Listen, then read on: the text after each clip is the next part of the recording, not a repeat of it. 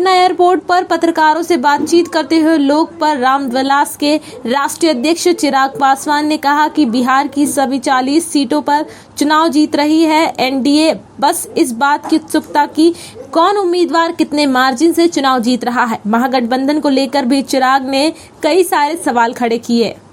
अब जीत के मार्जिन की है कि कौन कितने बड़े मार्जिन से सीट निकालता है। भाई मैं एनडीए गठबंधन का सहयोगी हूँ, सिर्फ इसीलिए ही नहीं, पर चारों सीटों पर हम मॉनिटरिंग कर रहे हैं और चारों सीटों से एक बात क्लियर है कि हमारे प्रत्याशी चारों जगह जीत रहे हैं और कमोवेश यही माहौल पूरे देश भर का है। लगभग 102 सीटों के आसपास देश भर में भी मतदान चल रहा है, तो यही माहौल मोर और लेस देश भर में भी है। बट बिहार का मैं दावे के साथ मैं ज़रूर कह सकता हूँ कि 4 की 4 सीटें जीत रहे हैं और यहाँ से जो माहौल तैयार होगा वो आपको अगले 7 चरण में दिखाई देगा। और कारण भी है, जिस एकजुटता के साथ एनडीए के तमाम घटक दलों ने, हम लोगों ने मिलकर चुनाव प्रचार किया, तमाम एनडीए के गठबंधन के घटक दलों के वरिष्ठ नेताओं ने, खुद प्रधानमंत्री ने यहाँ पर सभाएं की हैं। ऐसे में आप मुझे बता दीजिए इंडिया अलायंस के कौन लोग आए? क्या उनके कांग्रेस का कोई बड़ा नेता आया क्या यहाँ पर? राहुल जी को तो अभी तक फुर्सत नहीं मिली आने की, पहले चरण का चुनाव हो गया, इनके वाम दलों के बड़े कोई नेता यहाँ पर नहीं आए, तो वो गंभीरता नहीं है।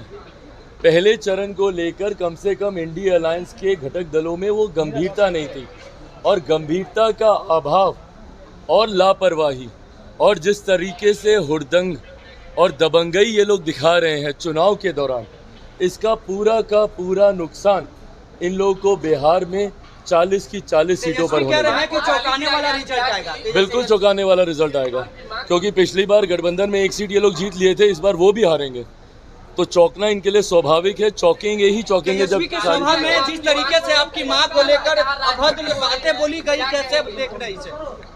भाई पहली बात तो मेरे लिए ये सेंसिटिव मैटर है। मेरे परिवार के ऐसे लोगों को गाली दी जा रही है जो सार्वजनिक जीवन में भी नहीं है। बहरहाल इसका मतलब कतई ये नहीं है कि अगर कोई सार्वजनिक जीवन में हो तो आप उनके लिए आप गाली गलौज का इस्तेमाल कर सकते हैं, किसी के लिए भी नहीं। ना किसी नेता के लिए, ना किसी आम बिहारी के लिए, ना किसी देशवासी के लिए, ना ही किसी इंसान के लिए। सभ्य समाज में ऐसी अभद्र भाषा की कहीं कोई गुंजाइश नहीं है। मैं मानता हूँ मर्यादित शब्दों में रहकर आप कड़े से कड़ा विरोध भी आप दर्ज करा सकते हैं। शब्दों की मर्यादा को राजनीति में रखना ज़रूरी है और ख़ास तौर पर ये जिम्मेदारी हम जैसे युवाओं पर और बढ़ जाती है, जिनको एक बड़ी आबादी अपना आदर्श मानती है। ऐसे में हम लोग का पब्लिक कंडक्ट, सार्वजनिक आचरण जो हम लोग का रहता है वो बहुत मायने रखता है, क्योंकि लोग उसको एज एन एग्जाम्पल लेते हैं कि नेता ये कर रहा है मैं भी ये करूँगा। आपकी खामोशी, मौन समर्थन रहा उन असामाजिक तत्वों के लिए जो आपके सामने गाली दे रहे थे, और आप उस पर कार्रवाई करने की बजाय या कोई कड़ा वक्तव्य देने की बजाय आप क्या कहते हैं कि मैंने सुना नहीं। आप क्या कहते हैं कि ये छोटी बातों को तूल नहीं देना चाहिए। भाई खून खौलता है और मुझे लगता है हर बेटे हर बेटी का खून खौलेगा अगर किसी के भी माँ को इस तरीके से गाली दी जाएगी।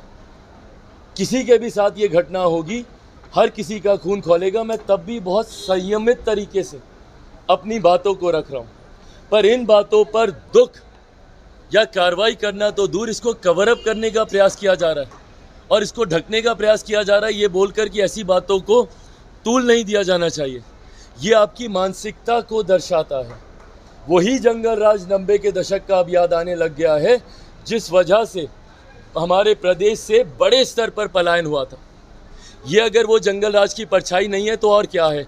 आज एक असामाजिक तत्व में इतनी हिम्मत कि तेजस्वी यादव के सामने चिराग पासवान के परिवार को गाली दी जाती है और वो कुछ नहीं बोलते हैं। सोचिए उस व्यक्ति की हिम्मत कितनी बढ़ेगी। गांव में जाएगा, देहात में जाएगा, जब चिराग पासवान की मां के बारे में बोलने में कुछ नहीं हुआ तो गांव की महिलाओं के साथ वो क्या हरकत करेगा। यही जंगल राज है जिसकी अब आहट सुनाई देने लग गई है। और ऐसे में इन लोगों की सोच, दुख मुझे इस बात का ज़रूर है कि मेरा छोटा भाई है वो, उनके सामने ये हुआ। राबड़ी देवी जी मेरी माँ है, बात ख़त्म। यहाँ पर मेरे सामने अगर कोई उनके लिए कुछ कहता, मेरी बहन मीसा दी के लिए कुछ कहता, रोहिणी के लिए कुछ कहता, ये तो वो लोग हैं जो सार्वजनिक जीवन में हैं। उनके अलावा भी इनके परिवार या किसी भी बिहारी या किसी भी हिंदुस्तानी के लिए कोई कुछ इस तरीके की भाषा का इस्तेमाल करता, मैं वही मुंह तोड़ जवाब देता। हराकर जवाब देंगे? मैं कड़ी आपत्ति उस वक्त दर्ज करता और हराकर जवाब देने की भाई मुझे ज़रूरत नहीं है। बिहार की जनता आज की तारीख में सक्षम है इस बात का आकलन करने के लिए कि जो लोग इस तरीके की भाषा का इस्तेमाल कर रहे हैं, जो चुनाव में ही आपकी माँ बहनों को अपमानित करते हैं। अभी नवरात्रि का त्यौहार बीता है, मातृशक्ति का पूजन हम लोगों ने किया है। मातृशक्ति, उस शक्ति की इन्होंने किस तरीके से इन्होंने उन्हीं का अपमान करने का काम किया। नवरात्रि के पहले दिन मछली लहराकर और नवरात्रि के आखिरी दिन मातृशक्ति को गाली दिलवाकर, ये इनके संस्कारों को दिखा रहा है, आरजेडी के कल्चर को दिखा रहा है।